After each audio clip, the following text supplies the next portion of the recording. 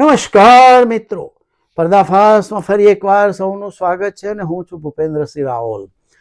મિત્રો, હમણાં કોઈ બની બેઠેલા ઠગતગુરુ જગતગુરુ પરમહંસ આચાર્ય છે, કોઈ તપસ્વી છાવણીના વડા, એમણે એક ફતવો બહાર પાડ્યો છે. આમ તો હવે આપણે તો ઠેર ઠેર જગતગુરુ હોય છે, બની બેઠેલા હોય છે, કોઈ ઓળખતું નહીં હોતું, જાતે જ પદવીઓ લઈ લેતા હોય છે. જગતમાં તો શું, ભારતમાં કોઈ ઓળખતું નહીં હોતું. એવા હમણે ફતવો બહાર પાડ્યો છે કે આમિર ખાનનું, આ જાણીતા ફિલ્મ એક્ટર, એમનું એમ કે કોઈ મર્ડર કરી નાખે તો અમે એના પરિવારને 5 કરોડ રૂપિયા આપીશું, કારણ કે મર્ડર કરીને તો જેલમાં જાય ને, અને એના કોર્ટમાં લડવાનો વકીલનો બધો ખર્ચો અમે આપીશું.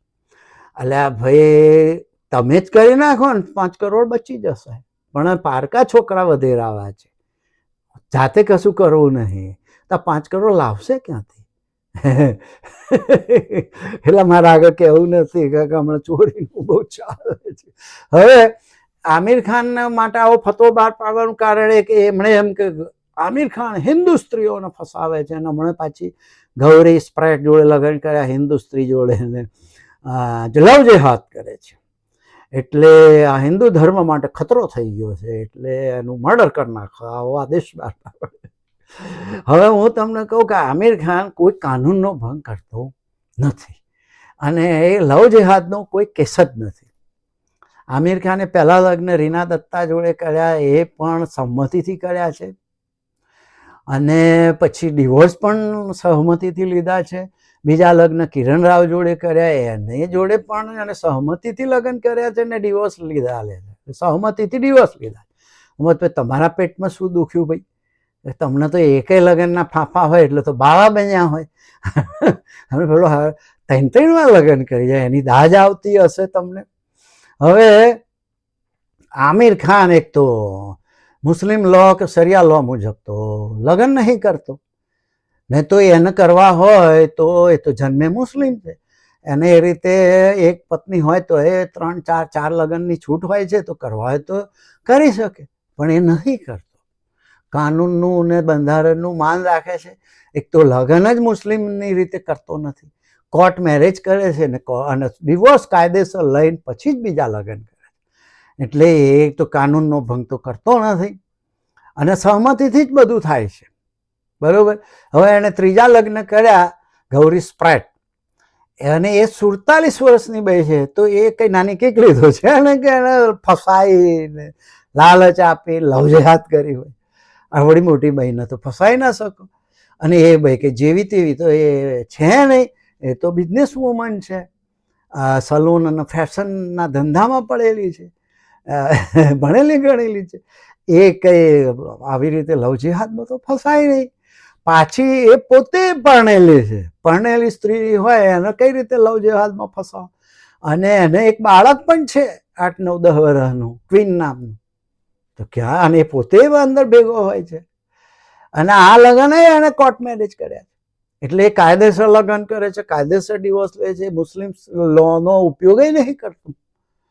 આનો ક્યાં લવ જેહાદનો કિસ્સો? અને તમે ગૌરી નામ આવ્યું એટલે ગૌરી સ્પ્રેટ એટલે તમે એમ કે હિન્દુ સ્ત્રી કરીને કુદાકૂદ કરો. બજરંગ દળ વાળાએ એનું પુતરું બાળ્યું હતું હિન્દુ સ્ત્રી જોડે. અરે ભાઈ, એને પૂછો તો ખરા, એના પિતા તમિલ અને બ્રિટિશ લોહીવાળા છે.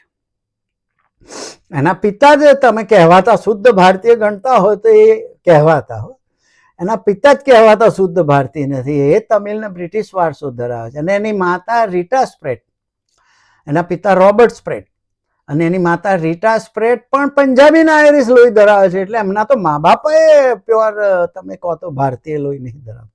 એટલે ગૌરી સ્પ્રેટમાં તો Punjabi, Irish, Tamil, British 4 blood છે. કઈ રીતે તમે એવું કહો કે હિન્દુ સ્ત્રીને ફસાઈ? આમિર ખાન 61 વર્ષનો છે, પેલી 47 વર્ષની છે.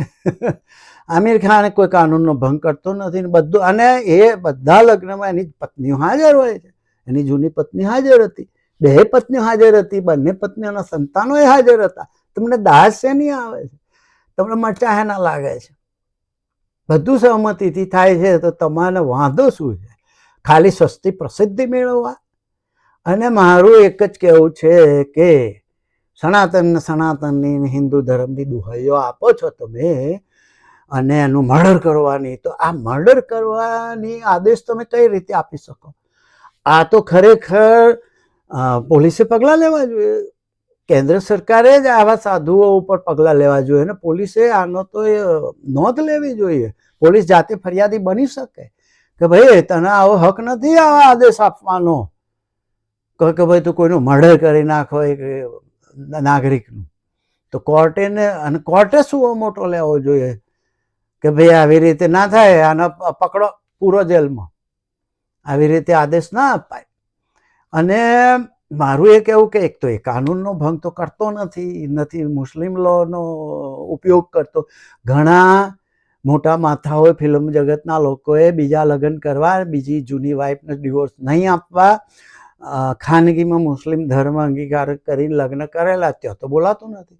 બીજું તમે હિન્દુ ધર્મનો ખતરો ગણો છો તો હિન્દુ સનાતન ધર્મની વાતો કરો છો તો એમાં બલાત્કાર કરવાની છૂટ છે? એ વખત તમારો ધર્મ નથી ખતરામાં આવી જતો? આસારામ બાપુએ એક છોકરી ઉપર રેપ કર્યો અને જેલમાં ગયા છે, તો એમના વિશે તમે આવો ફતવો બહાર પાડ્યો કે આ હિન્દુ ધર્મ માટે કલંક છે? ના, ઉપરથી એમની તો પૂજા કરો છો, એમને તો બોલાવી સ્વાગત કરીને તમે અયોધ્યામાં રામ મંદિરના દર્શન કરવા દીધા.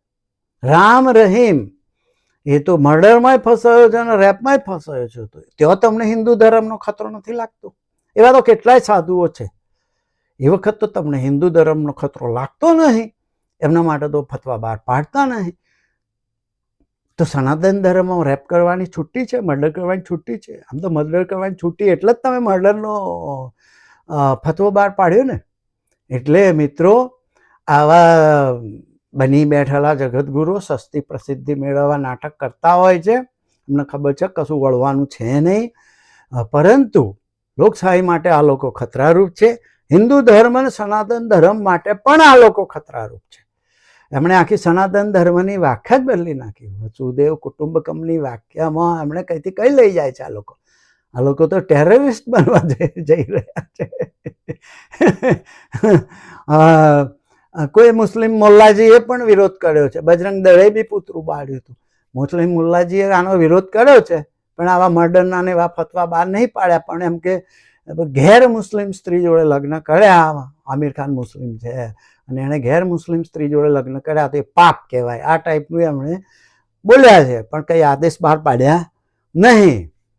તો મિત્રો, ખરેખર તો આ લોકો હિન્દુ ધર્મ અને સનાતન ધર્મને આ લોકો જ વગોવે છે ખરેખર તો, અને એની આબરૂ કાઢતા હોય તો આ લોકો જ છે. એટલે આવા લોકોનો તો ખરેખર કોર્ટે અને પોલીસે જાતે જ પગલાં લેવા જોઈએ. આમિર ખાન તો કમ્પ્લેન કરવાનો નથી, પણ પોલીસ ફરિયાદી બની શકે છે અને કોર્ટ પણ આ સંજ્ઞાન લઈ, સુઓ મોટો કે ધ્યાનમાં લઈ અને કોર્ટ પણ આદેશ કરી શકે છે. આટલું કહીને મારી વાત પૂરી કરું. આવજો, બાય બાય.